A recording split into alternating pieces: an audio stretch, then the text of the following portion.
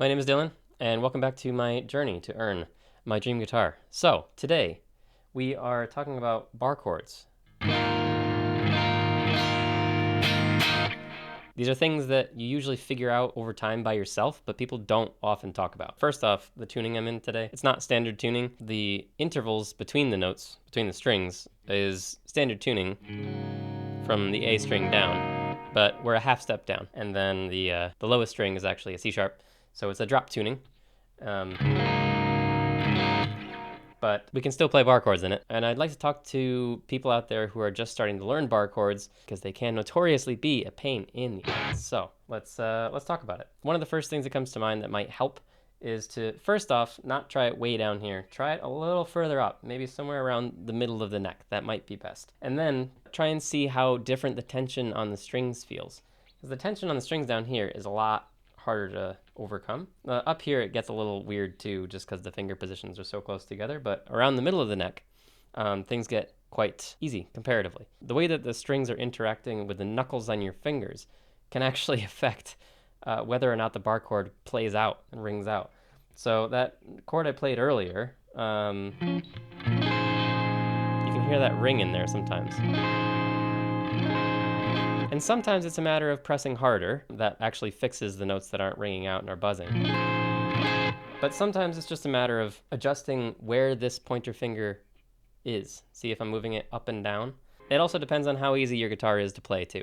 Some guitars do have lower action, are a whole lot easier to play. It depends on the strings that you're using, if they're thinner or thicker. If you're learning on an acoustic guitar like I did early on in my playing, don't feel bad, because if it's a struggle to play bar chords, it should be. Maybe try out a electric guitar and put some 9-gauge strings on there. That might help you out a lot. Sometimes you'll notice with a bar chord, you're pressing hard enough with the tip of your finger, but you're not pressing hard enough with the knuckles of your fingers. So you really need to focus on making this finger as rigid as possible and then pressing down with the whole finger. And maybe at first it's just a matter of putting your thumb flat on the back of the neck and getting that squeeze there to the best of your ability before anything else. Maybe that's what will help the most. First, before anything else, play every note individually to see if they're ringing out or not.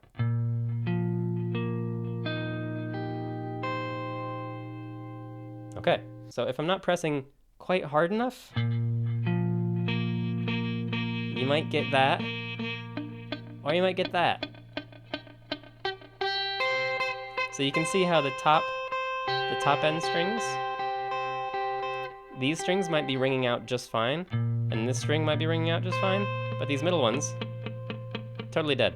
So what you're gonna have to do at first is go through every single string and make sure every note is ringing out first, before going in and putting the other fingers down, because that's another mechanic entirely for your hand that can make it more difficult, arguably. You also don't need all of the information in this bar chord to make it sound like the chord that's in your song, most likely. You'll probably be okay doing something like this. Can't see it on that one. So say this is your bar chord. It's gonna sound totally different because I'm not standard tuning.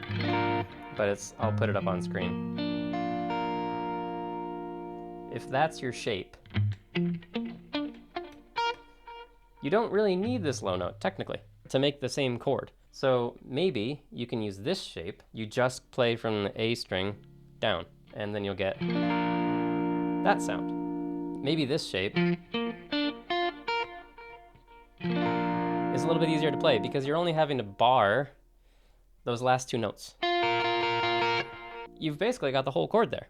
You just don't have that bass note. It should be easier than trying to ring out all of those notes underneath the bar of the pointer finger. I think one of the things people don't take into account when they're learning chords too is that you can sit here and focus on this one chord and finally get it to a place where it sounds nice and ringing open, every single note. But once you've figured it out, you'll probably want to try to take your hand away, do a different chord, and then try and get to it. If you're not able to get in and out of that chord shape quickly, it won't do very well for playing that within the context of a song. And so once you can get this, or whatever your bar chord is, You need to be able to get from there to... Interesting chord. You need to be able to get from there quickly to... Take it really, really slow in the beginning, like stupidly slow, the kind of slow that's actually annoying at first. Try and pick a chord that's easy for you to play, and then go from that very slowly to the other chord, back and forth, back and forth.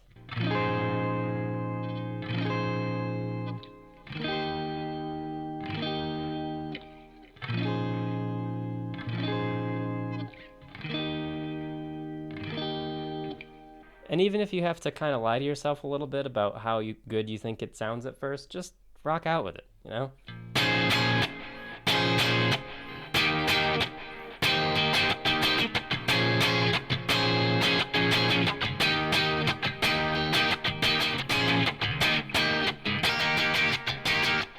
I just reminded myself, if you press too hard on the bar chord, I'll let off.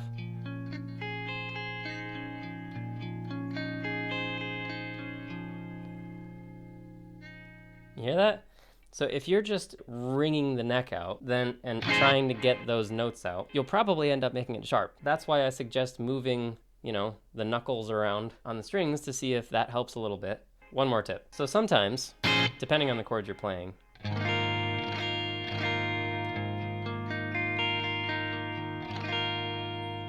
might actually be able to use the middle finger to help you to press that down if you're struggling with it. So instead of doing this thing, where I'm just kind of like sticking my middle finger in the air, I'm actually using it and doubling up on the pressure there, and then I don't actually have to press as hard because you're using two fingers instead of one.